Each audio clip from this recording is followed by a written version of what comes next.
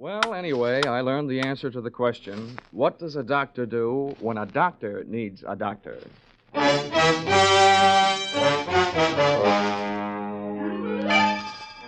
This is another in the adventures of America's fabulous freelance insurance investigator, Johnny Dollar.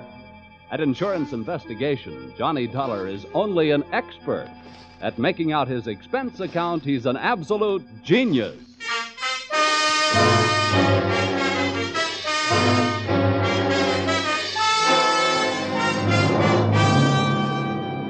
Expense accounts submitted by Special Investigator Johnny Dollar to American Volunteer Liability Insurance Company, Hartford, Connecticut. Attention, Homer Shalley, General Manager. The following is an accounting of my expenditures during my investigation of one of your policyholders, Dr. Otto Schmedlich. Or, an apple a day sent the doctor away. Or, it couldn't have happened to a bigger worm. Expense account, item 1. 80 cents cab fare to your office in answer to your call. Tip to driver, $1. Oh, morning, Mr. Dollar. Hiya. Go right in. Mr. Shalley's expecting. Thanks, sir. Good morning, Dollar. Good morning. Sit down. Thank you. I'm sorry we had that unfortunate altercation over the last expense account you submitted to this office. Oh, that's all Of right. course, it was ridiculous. You're going around tipping cab drivers $1 after a 50-cent trip. Well, you know me, Homer. Just a silly, headstrong, impetuous boy. It was somebody else's money, yes. We've been through all that. What I want to talk to you now is... policy. Oh, here it is. Dr. Otto Schmedlich, Los Angeles, California. California? Doesn't anything ever happen in Hartford? I've been using an airplane seatbelt so much lately, I'm about ready to throw away my suspenders. Dr. Otto Schmedlich. I suppose you're familiar with the existence of that type of insurance policy which protects doctors against charges of malpractice. Yeah, I've heard of them. Well, we had the rare misfortune of issuing such a policy to this quack Schmedlich. Well, what do you want me to do? Go out and take his temperature? Dollar, when I want to laugh, I tune in Jack Benny. Now, this is serious. The policy we issued to Dr. Schmedlich only covers him up to the extent of what is construed as accidental malpractice. If we can prove criminal malpractice, we can cancel the scoundrel's policy. Do you have a good reason to think it's criminal, or are you just toying with a happy thought? Look, our company has already paid off on 2 claims. Recently, we've heard rumors about this man. It seems the Medical Association is watching him very closely. But so far, no one can prove anything.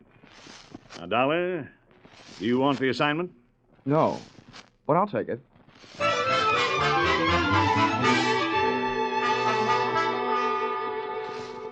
Expense account, item 2, $194.04.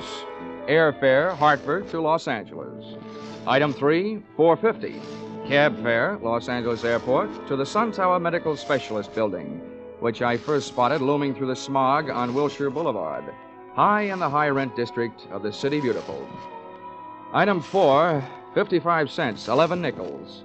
Spent telephoning the Schmedlich office at 15-minute intervals until I at last found the doctor not in. In California, the doctors really specialize. And the buildings they work in sometimes really make the most of it, as I found out in the elevator going up. Second floor, eye, ear, nose, and throat. Doctors Care, Kreider, Whitetis, and Osterban.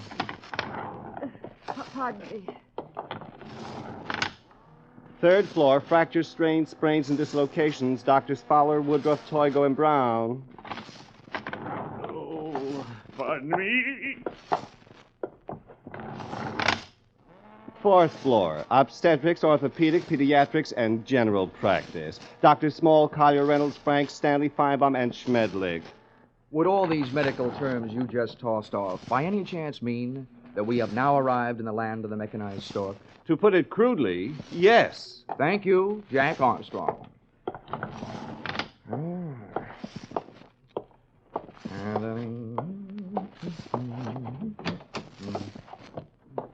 Good afternoon. Hello. Dr. Schmedlich in? Well, no, I'm sorry, he isn't. Oh, good. I mean, that's too bad. Just what do you mean? Well, I meant to say that, since the doctor isn't in, I mean, I'd rather talk to you anyway. You're prettier. I should be. I'm a girl. Now, is there something I can help you with? Yes, as a matter of fact, you can. I have a sort of empty feeling around my heart. What would you prescribe? Bicarbonate of soda. Is that all? Touche. Now I have an empty feeling around my head. Please, will you state your business? Oh, now, honey, you should know that anybody who walks into a doctor's office wants to live. And after seeing you, I really want to live. What are you doing tonight? Well,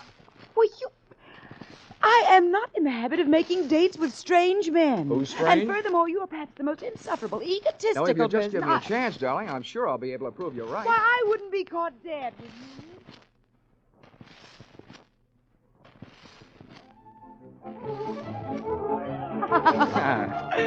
Oh, Johnny, you ain't. You like that, huh? This is the first time I've ever tasted champagne. Good old champagne. The rich people's 7-Up. Well, here's to us. To us. Doreen, I feel like talking. Well, thanks for putting me on guard. Listening to you can do strange things to a girl. I want you to know more about me. I'm an insurance man. I didn't go up to your office hoping to see the doctor. I wanted to see his nurse. You.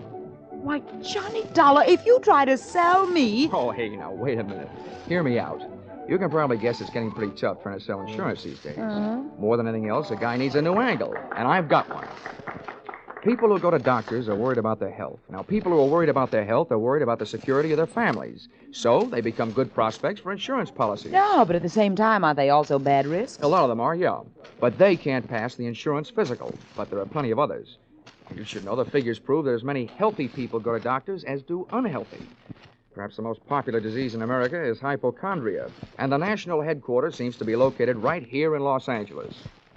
I see. And from me, you want a list of Dr. Schmedlich's patients? Smart girl. Smart boy.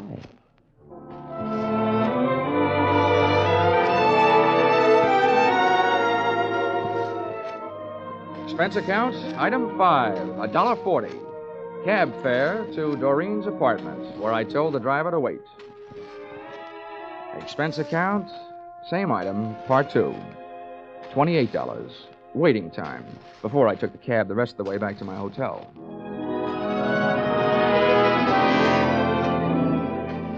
Expense account, item 6. Breakfast the next morning, 2 hard-earned dollars for 2 soft-boiled eggs. The hen that laid them must do barnyard bits in the movies. At least at those prices, she could have autographed them. At 9:30, I was right on time for my morning appointment with Doreen to pick up the list of Dr. Schmedlich's patients, a half hour before the doctor was due to arrive. Well, Johnny, for a man who stayed up so late, you're very punctual. Oh, that's me. The early worm who so often gets the bird. You got a copy of the list? Yeah, got here at 8 to type it for Oh, you. fine. Here it is. So this is wonderful. You're a doll. Yeah. A. Aarons. You'd make the top of any alphabetical list. Look, this is a selfish way of saying thanks because I'll enjoy it more than you will, but dinner at Romanoff's tonight? I love it. Good. Good morning, Miss Smith. Oh, good morning, Dr. Schmedlich. Oh, these patients already? Oh, yes, Doctor. This is Mr. Dollar. He's from out of town. Good morning. Well, all right. What's the matter with you? Oh, it's really nothing. Well, let me be the judge of that. I will make the diagnosis. I will see you in a moment. Johnny, I don't know what happened. He's never come in this early before. I don't mind that, but I wish you hadn't made a patient out Well, of I it. just had to say something. He wants to know about everybody who comes in here. Johnny, you'll just have to go through with it. We can't let him know about the list. Okay. But what's this going to cost me? What does the old squarehead get for a checkup? $50 a consultation. Oh. Honey, instead of Romanoff's for dinner tonight, we better make it a drive-in. Hmm? Sorry, Johnny, I am. You can come in now, Mr. Lawler. Oh, well, with a D, Doctor. The name is Dollar. Oh, yes, I forget. I have so many cases on my mind.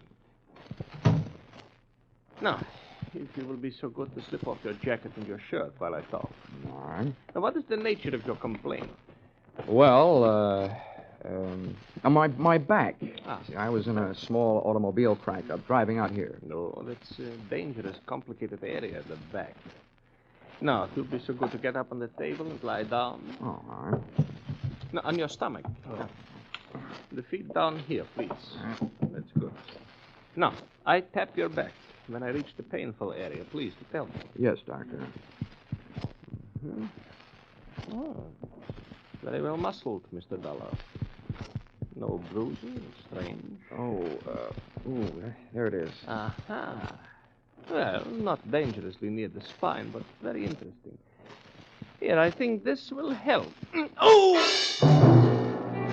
At first, it felt like a big bee sting about a quarter of the way up my back. Then came the buzzing inside my head. Whatever kind of liquid lullaby the good doctor sunk into my spine, it really rocked me to sleep. I had time to move my head and watch Schmedlich put down the hypodermic, walk across the room to my coat, and take from it the list of his patients, plus my wallet containing my identification. But I didn't give it a second thought. I didn't have time to. For me, the lights went out.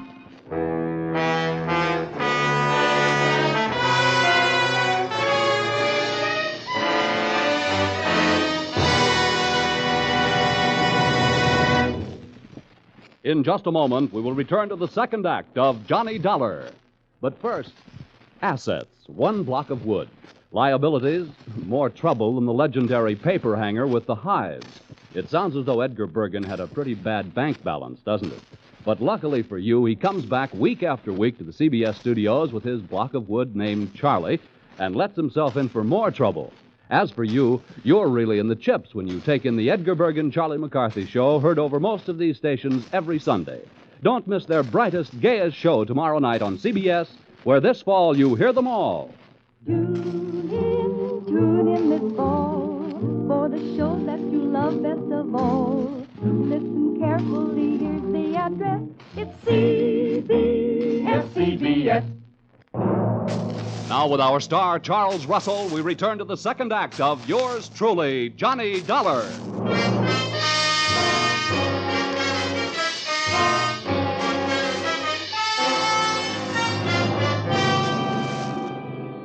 In my racket, sleeping on the job isn't always fun, and this was one of those times. Waking up from Dr. Schmedlich's slumber treatment for nosy people carried with it a dark brown taste in the mouth, thickness of the tongue, and big bells ringing in your steeple. I was scoring on all those counts when I rolled open my eyelids, which fought me all the way.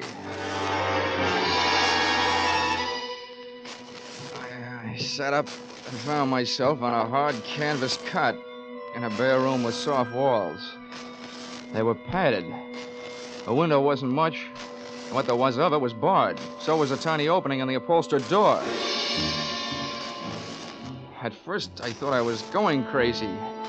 Then I realized I was in the kind of place where they put people they think have already joined the ranks of the enchanted. It took me only 10 years to make it over to the door before I looked out through the small slit. Hey! Hey, come here, someone! Hey, room service! All right, wait a minute. I'm coming. Hold up your voices. Now listen, mister. The first thing you learn in here is we don't like noise. Makes the other patients nervous. Okay. Where am I? Who are you? I'm your nurse. Oh, sorry I didn't recognize you. I thought nurses were supposed to wear little caps. I got a little cap, but I don't wear it indoors. Hey, listen, you. Don't go making fun of me. You'll be sorry, see? I'm sorry now. How'd I get in here anyway? Well, all I know is this place is for your own good. They say outside you're dangerous. You can depend on it. If I ever get out, I will be. What'd you say? Nothing. You're one of them, all right, talking to yourself. What's your name? Well, it's none of your business, but I'll tell you. I don't like people calling me hey you, so I'll tell you. My name is Foggy. Okay, Forgy. Listen, all I want is a chance to talk to somebody who's in charge. How about it? That's easy. When your time comes, the boss will be here without no asking. You get one visit from the boss every day, just like all the others. When'll that be? Just before supper. So why don't you go back to sleep? That won't be for 4 more hours. Oh, dandy. Who is this boss? What's his name? The boss is not a he. It is a she. And her name is Dr. Doreen Smith. I had 4 hours to think up different ways of calling myself a sucker. At the end of hour number 1, I ran out of fingernails. At the end of hour number 2, I ran out of patience. And the other 2, I spent devising torturous new ways of getting even with a combination that shanghaied me into that fancy 4-walled straitjacket.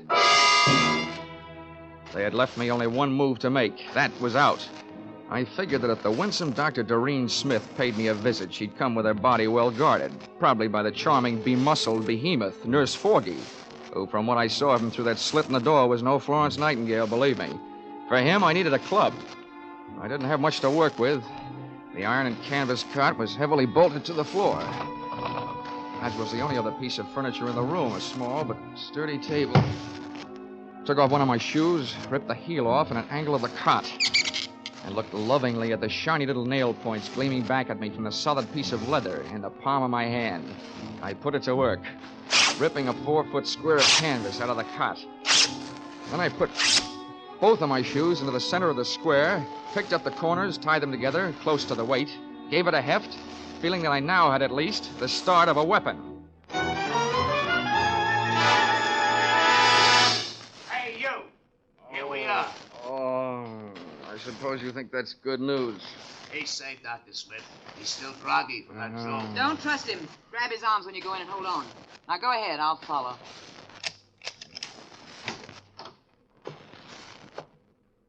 Don't try any tricks and we won't hurt you, see? Thanks, Nursey. I wouldn't think of it. Hey, Come here, you.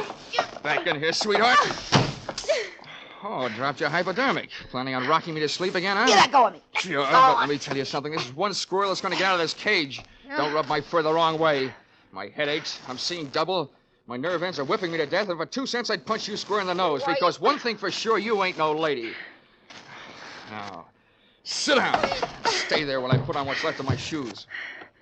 You better go back to Hartford, little boy. This is too big for you. Being around you will make anybody grow old in a hurry. What do you think you're going to do? Right now, I'm going to take your keys, lock you in here with Sleeping Beauty there, and then I'm going out for a breath of fresh air. Have fun, the two of you. You can make a peach of a pair. I stumbled through the rest of the building, which turned out to be nothing more than a country house. There were no other rooms like the one I had just vacated. For that matter, there were no other so-called patients. It could have been a place maintained for the purpose of making people talk, or keeping them from talking. There was no telephone. I couldn't call out, but neither could anybody call in to find out that something was going wrong. This little crime crib was apparently located well out in the country. That meant that Dr. Doreen Smith had arrived in a car, which I commandeered and drove to the nearest filling station. No longer having in my possession that list of Schmedlich's patients, I flipped through my memory and came up with a single name I had noted in his office, A.A. Aaron.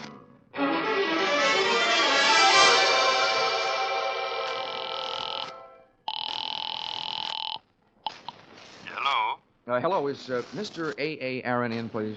It is Aaron speaking. Oh, good. Mr. Aaron, I'm representing a group of West Coast druggists. I'm making a survey. Where do you have your prescriptions filled? It is at the Enjoy Pharmacy on Beverly Boulevard. Oh, I see. One more question, Mr. Aaron. I know that in many cases people go to the pharmacist recommended by their doctor. Is this the case with you? Yes, that is right. Well, thank you, Mr. A.A. Aaron.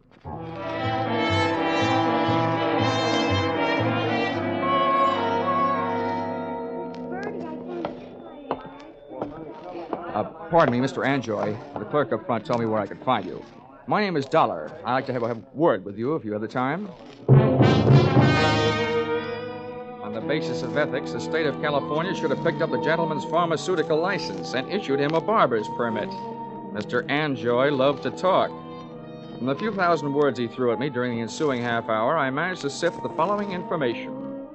Dr. Schmedlich's prescriptions were usually refillable, dangerous, and habit-forming. I also managed to memorize the names of a few of his patients from the narcotics book. With these tucked into a lonely corner of my cerebral cortex, I limped out into the newborn night.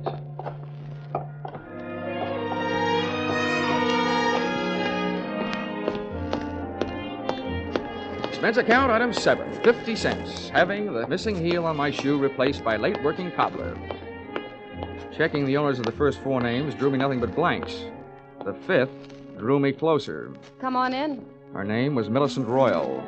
She was the kind of girl whose family takes up a full page in the Blue Book, and whose personal habits take up full pages on police blotters. Well, don't just stand there. Come in. Thank you. Sit down. Miss Royal, I'm going to be honest with you. I'm an insurance investigator. I don't want any. You don't understand. I said investigator, not salesman. I want to get a line on a doctor. Otto Schmedlich. You recognize the name? I might, but I'm not sure it's any of your business. Look, little lady, let's quit sparring. I've tailed friend Schmedlich this far, and now I want some information. What have you got? Nothing. He's a fine doctor, a wonderful doctor. I don't think he's doing you any good at all. You don't know anything about me. I'm afraid I do, more than you think. I know enough about Dr. Schmedlich to know that he's doing a lot of people a lot of trouble. I want to put him out of business, and you can help me. Oh, look, honey, Schmedlich isn't the one that needs protection. You do. You and the other people on the same spot you're on. Why don't you do yourself some good? I think you better leave now. Okay. Perhaps I'd better drop around to the home of Quincy P. Royal, Bel Air. But, Father, no, don't do that. And give me some answers. You can't make me. Nobody can. Anything that passes between a doctor and his patient is a secret. Nobody can make me say it, not even a judge. Whoa. Wait a minute. All right. If you change your mind, I'm staying at the Park Beverly Hotel. I'll trip them up sooner or later. If I have to, I'm turning it over to the federal men. Narcotics Department. Why did I ever let you in here? Get out. Leave me alone. Go away. Please. You can't make me do anything. Well. Is my estranged wife having a lover's quarrel? Bill, get this man out of here. Make him leave me alone. I don't see why I should rescue you from anybody's clutches. But you, I don't like your look, so get out before I bust you in half. You know, you look like just the guy who might be able to do it. Happy honeymoon.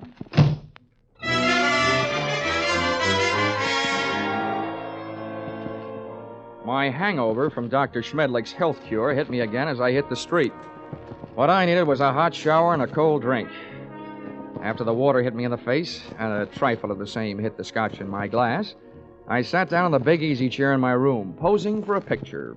Johnny Dollar, lonesomest man in town. I was mixed up in something mighty big and mighty wrong, but something I couldn't as yet put a finger on.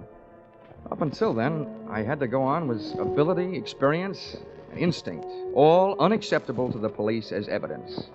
I asked myself why I hadn't called the law and told them about my party with the lady doctor and the man nurse. Then I answered myself that if I did, I'd probably be the one charged with assault, battery, and whatever else they wanted to trump up. Again, it would only be my word against that of an established medical man and his doctor-type nurse. So I decided to leave Doreen and her monster-type nurse where they were until I could turn them over to the cops. 4 drinks later, I was beginning to realize that those kind of troubles don't drown easily. And then the phone rang. Yeah? Mr. Dollar? Yes, this is Dollar. This is Millicent Royal. I want you to come over right away. Right away. Wait a minute. What's the matter? I changed my mind. I'll tell you everything. Anything you want to know. Oh, listen, Millicent, take the advice of an old hand at this sort of thing. If you want to help, tell me now, over the phone. No. You can't trust telephones.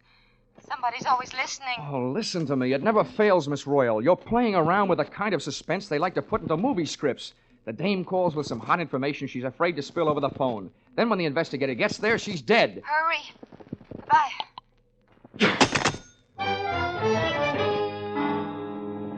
I went there. I was right. She was dead.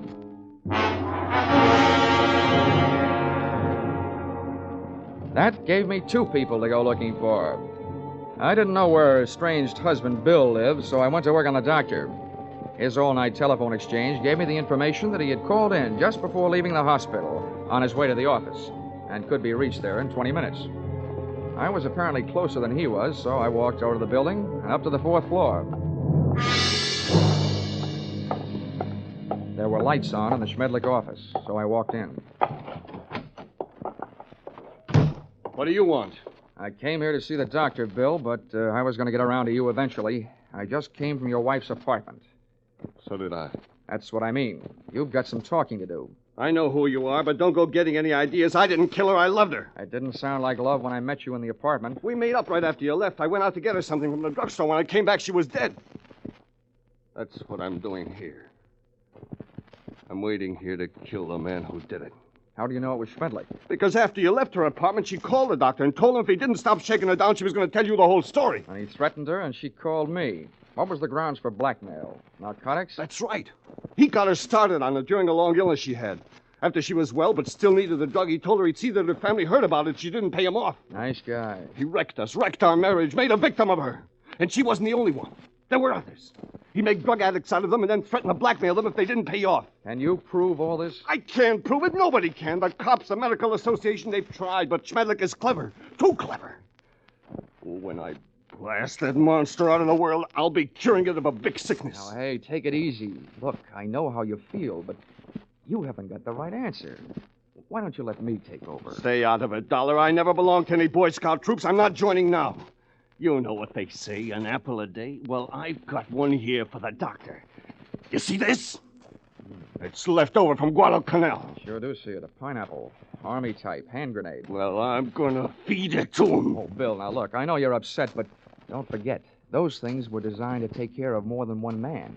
Have you thought of that? I've thought about it a lot, and it still all adds up. I haven't got a thing left to live for. Hey. That's him. Bill, you're off your rocker. Don't do it. Give me that thing. Shut up. Stand away. What is this? What are you two doing here? Come and get it, Schmedlich! A bomb! Before the grenade could explode, I did. With one foot, I kicked Bill mightily in the shin bone. With a pin pulled, I only had about 5 seconds. I took 2 steps, and with the other foot, I kicked the grenade out to the corridor, then I hit the floor.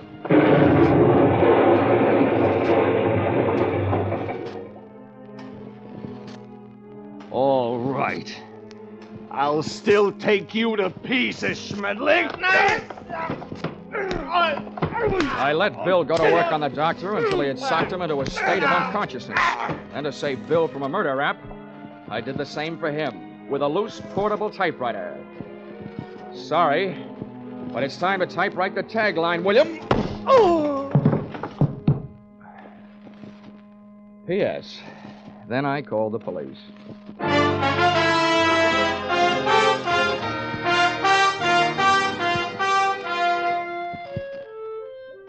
Expense account, item 8. $50, airplane rental, Burnsley charter service for flight to Palm Springs. Item 9, $62. Dinner at the Dunes, party of 3. Included in said party, me and Haig and Haig. Expense account, item 9, airfare Palm Springs to Los Angeles to Hartford, $244.04. Expense account, total, $1,211.69. All that for getting rid of a doctor. And if you react the same way you reacted to my last expense account, it'll probably mean that you will be needing a doctor. Signed, yours, truly, Johnny Dollar.